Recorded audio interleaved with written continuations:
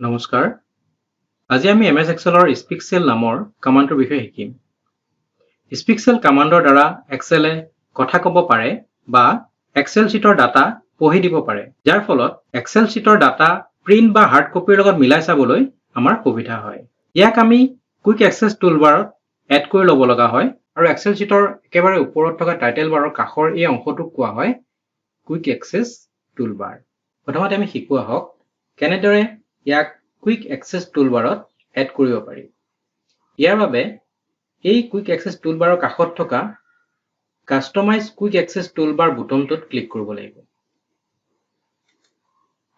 আৰু ইয়াৰ পিছত আমি বাছি ল'ব লাগিব মোৰ কমাণ্ড অপচনটো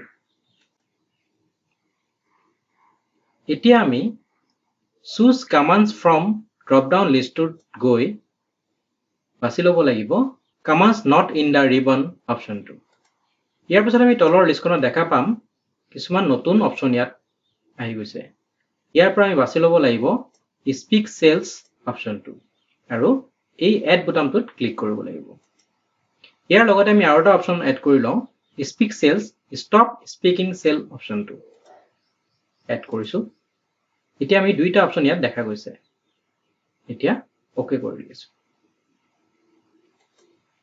ওকে কৰাৰ পিছত আমি মন কৰিছো যে এই কুইক এক্সেছ টুলবাৰত দুটা নতুন অপচন দেখা গৈছে এটা হ'ল স্পিক সেলছ আৰু এটা হ'ল speak cell stop speaking cell অপচনটো এই স্পিক সেল বুটামটোত ক্লিক কৰিলে এক্সেল শীটত থকা ডাটাবোৰ পঢ়িবলৈ আৰম্ভ কৰিব আৰু এই কাষত থকা ষ্টপ স্পিকিং সেল বুটামটোত ক্লিক কৰিলে এক্সেলে পঢ়া বন্ধ কৰিব তেতিয়া আমি কৰি চাওঁ ইয়াৰ বাবে মই এটা শীট ওপেন কৰি লৈছো ইয়াত টেবুল এখন বনোৱা হৈ আছে এতিয়া এই টেবুলখনত স্পিক সেল কমাণ্ডটো ইউজ কৰিবৰ বাবে মই টেবুলখন সিলেক্ট কৰি ল'ব পাৰো বা টেবুলখনৰ এটা সেলত মই কাৰ্সাৰ থৈ ল'ব লাগিব এতিয়া যদি মই স্পিক সেল কমাণ্ডটোত ক্লিক কৰিছো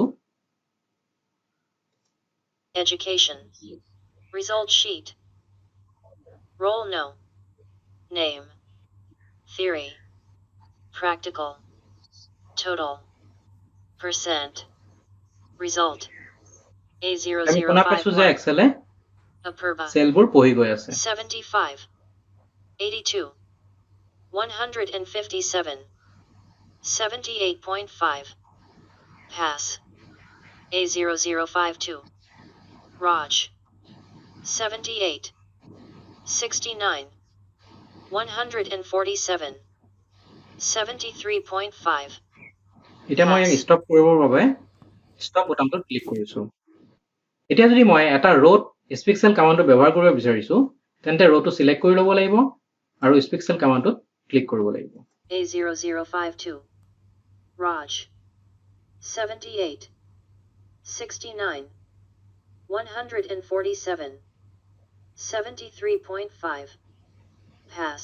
একেদৰে আমি যদি এটা কলমত স্পিক সেল কমাণ্ডটো ব্যৱহাৰ কৰিব বিচাৰিছো তো কলমটো সিলেক্ট কৰি ল'ব লাগিব আৰু স্পিক সেল কমাণ্ডটোত ক্লিক কৰিব লাগিব Practical.